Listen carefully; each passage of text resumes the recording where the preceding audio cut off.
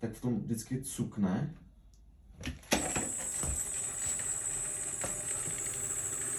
A pak to dá tyhle zvuky. Myslíte, že to jsou ty ložiska?